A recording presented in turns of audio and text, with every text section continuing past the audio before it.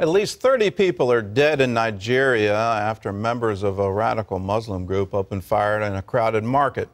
It was just the latest in a series of attacks by the group known as Boko Haram. They're fighting to impose Sharia law on Nigeria. George Thomas has that story. 250 miles from the Nigerian capital of Abuja sits the sprawling city of Kano. It is the epicenter of Boko Haram's holy war against the country. I really would prefer not to talk about Boko Haram's activities. They just make me very uncomfortable. Is that because you're afraid? Of course, everybody's afraid. We are all living in fear. On January 20th, more than 100 Boko Haram militants launched their deadliest attack to date. Suicide bombers hit multiple locations in Kano, killing 185 people and injuring many others. And this is Kano today, several weeks after that deadly explosion by Boko Haram. This is a city on edge. You have the police as well as the Nigerian army patrolling the streets, setting up numerous checkpoints in a way to try and protect this vulnerable city from future attacks by the Boko Haram group. What this group is doing to our country is terrible. They are killing our people and they want to divide us. Boko Haram's official name in Arabic means the people committed to propagation of the Prophet's teachings and jihad. This is a faceless enemy. They don't wear uniform. They live among us and suddenly attack. A spokesman for the Islamist group says the deadly attacks won't stop until Sharia law rules the country. Boko Haram is a jihadist movement that has the same ideology as all other Salafi jihadists, as Al-Qaeda, as the Taliban, as Al-Shabaab. What they want to do is to establish an emirate, an Islamist radical state, first at the northern part of Nigeria, and then push to the south and declare an emirate across Nigeria. It won't be easy. Nigeria is evenly split between Christians in the south and Muslims in the north. Sharia law is already in place across 12 states in the Muslim-majority north. And while Boko Haram wants to see the Islamic laws more strictly enforced, the group's radical theology has little traction in the south. So now the group is trying to spark a religious war by getting Muslims and Christians to fight one another. Founded in 2002, Boko Haram has terrorized Nigerian Christians by attacking their homes, churches, and killing scores of believers. Bishop Ransom Bello is a prominent Christian leader in Kano. He's received several death threats from radical Muslims. The most recent came from Boko Haram, warning about an impending attack against churches here. I think my biggest worry is about the security of the Christians in Kano State.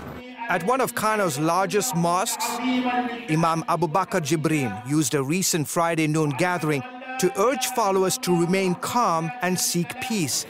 But in an interview with CBN News following Friday prayers, Imam Jibrin refused to directly criticize or condemn the actions by Boko Haram. The group has distributed leaflets warning anyone, including Muslims, not to criticize their actions. I don't know who these people are, so I can't judge them. I can't tell you if Boko Haram is a Muslim group or not. Boko Haram has killed more than 1,000 people in some 160 separate attacks since July 2009.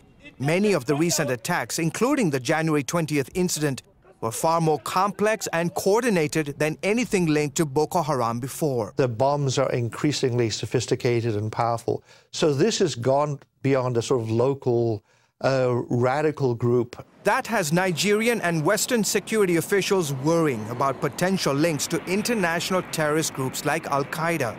A Nigerian newspaper investigation traced funding for the group's activities to the UK and Saudi Arabia, and further plans to turn Nigeria into another Afghanistan. Members have also reportedly met and received training from senior Al-Qaeda figures in North Africa. And now, perhaps equally worrying, are reports of Boko Haram sympathizers within Nigeria's police, intelligence services, army, and judiciary, leaving many to worry about the future of Africa's most populous country. I see this as a spiritual battle over Nigeria.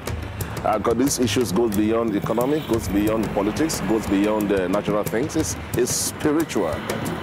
George Thomas, CBN News, Kano, Nigeria.